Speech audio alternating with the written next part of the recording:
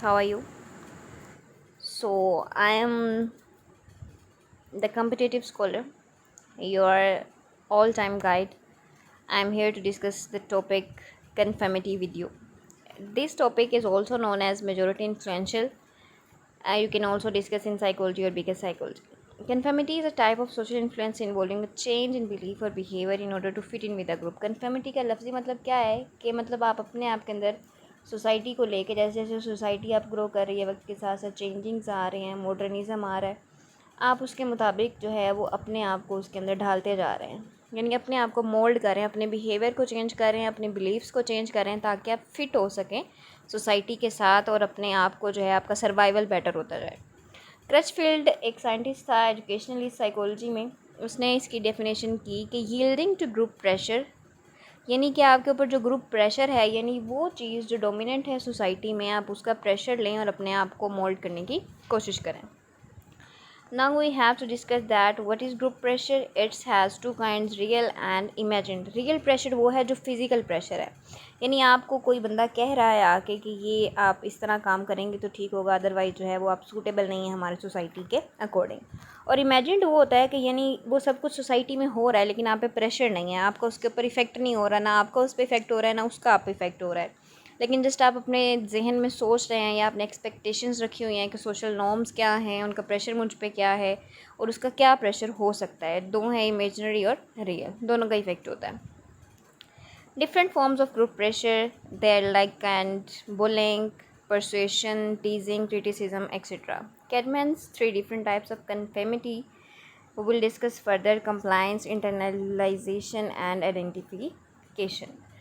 Compliance says that an individual accepts influence because he hopes to achieve a favorable reaction from another person or a group. तो बंदा क्यों ऐसे करता है? ताकि वो भी पहचाना जाए और उसे प्रेजेस मिलें और वो फेवरेबल कंडीशन के अंदर रहे और सोसाइटी जो है वो उसको एक्सेप्ट कर ले।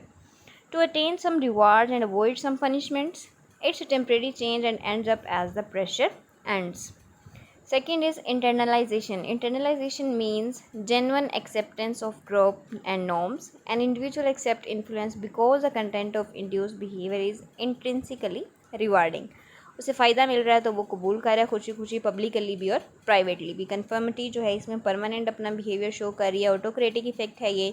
ऑटोक्रेटिक की टर्म हम पीछे काफ़ी दफ़ा पढ़ चुके हैं। ऑटोक्रेटिक, ऑटोकाइनेटिक, इसका क्या मतलब होता है कि small spot of light more dark wall, यानी जो है वो थोड़ी सी रोशनी भी काफ़ी होती है बजाय इसके कि हम सारा जो है अंधेरे में बैठे रहें, कहीं से हमें रोशनी की किरण दिखाई दी है तो वो भी हमारे लिए फ़ायदा मंद होती है। तो इसका भी बेसिकली वही हिसाब है कि हम एक अपनी ज़िंदगी गुजारे हैं लेकिन अचानक जो है सोसाइटी के अंदर कोई चेंज आया तो हमने उसे एक्सेप्ट कर लिया, तो वो एक माइनर सी लाइट है, इसीलिए इस इफेक्ट को भी ऑटोकाइनेटिक इफेक्ट कहा है, या माई भी आपसे जो है वो MCQs में पूछा जा सकता है। Next is the estimate of moments. ये अभी हम एट्रीब्यूट्स पढ़ रहे हैं सारे इंटरनलाइजेशन के। Third is group of three people, two with simultaneous and one with different estimate. Conformity occurs. Third is identification. An individual accept influence because he wants. उसने हमें, ये जो साइंटिस्ट था साइकोलॉजिस्ट ने हमें तीन कंडीशंस दी कि एक बंदा जो है वो क्यों एक्सेप्ट करता है जो चेंजेस आ रहे होते हैं सोसाइटी में, या प्रेशर को क्यों बियर करता है जो उसके इर्द गिर्द हो रहा है फिजिकली भी और अनफिजिकली भी, यानी इमेजिनरी तौर पे भी और रियल तौर पे भी। कंप्लाइंस था। कंप्लाइंस क्या, अभी आपको रिवाइज करा रही हूँ टॉपिक के। वो बंदा इसलिए करता है कि मुझे रिवार्ड मिलेगा और मैं पनिशमेंट से बच जाऊँगा, लेकिन ये एक टेम्परेरी चेंज होता है। इंटरनलाइजेशन में क्या है कि जनरल एक्सेप्टेंस वो चाहता है और इंट्रिसिकली इसके बहुत ज़्यादा इफेक्टिव होते हैं और पब्लिकली जो है वो जाना जाता है, और ऑटोकाइनेटिक इफेक्ट इसके अंदर बहुत ज़्यादा असरअंदाज होता है। थर्ड इज़ आइडेंटिफिकेशन, कि वो बंदा जो है maintain a satisfying self defining relationship, यानी वो सोसाइटी के अंदर अपनी पहचान बनाता है अनदर पर्सन और a group. No change in private जिम्बोडीज person study is an example. Next है, ये एक रिसर्च है जिम्बाब्वेज प्रिजन, ये एक मुल्क है, ठीक है, जिम्बाब्वे। आपने उसकी प्रिजन की रिसर्च करनी है या फिर आप स्टडी कर सकते हैं। इसकी बेस्ट एग्जांपल है आइडेंटिफिकेशन की, प्रेशर को बियर करने के लिए लेके। यहाँ पे टॉपिक नहीं है, जस्ट आपकी इन्फॉर्मेशन के लिए यहाँ पे मेंशन किया है, जो सर्च करना चाहे सर्च कर सकता है। Next is 1969, man identified additional type of conformity. जैसे जैसे वक्त चेंज होता रहा 1969 के अंदर इसके एक अंदर और स्टडी जो है वो इंक्लूड हो गई, integration. This is when person confirms the impress और गेन फेवर। ये तब होता है जब आप किसी को इम्प्रेस करना चाह रहे हैं, यानी प्रेशर है नहीं आप पे, लेकिन आप वो काम कर रहे हैं ताकि दूसरे जो है वो आपको देखें, आपसे इम्प्रेस हों और दूसरे आपकी वजह से अपने अंदर चेंज लाएं। तो ये होता है इंटीग्रेशन। नो ग्रुप प्रेशर, इसके ऊपर आपके अंदर प्रेशर नहीं होता क्योंकि आप अपनी मर्ज़ी से कर रहे हैं, विलिंगली कर रहे हैं। क्यों? ताकि सोशली रिवार्ड मिले, लोग आपको कॉपी करें और आप जो है वो ट्रेंडिंग में आ जाएं और सब जो है सबकी ज़ुबान पे आपका नाम हो। Next is the explanation of this topic why people confirm. अभी हम कन्फर्मिटी का टॉपिक पढ़ रहे हैं, तो आपको यहाँ पे क्वेश्चन अराइज होता है कि वाई पीपल कन्फर्म क्यों होते हैं। ठीक है, ये CONFIRM वाला कन्फर्म नहीं है, CONFORM वाला कन्फर्म है।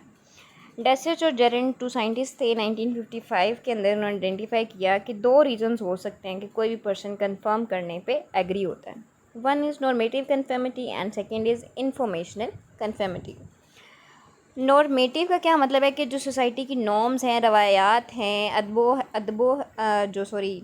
वहाँ का विरसा है, वहाँ का कल्चर है, जो सोसाइटी की जितने भी रूल्स हैं वो कहाँ तक जो है ऑक्यूपाई होते हैं। Yield to group pressure to fit in the group और for fear of being rejected.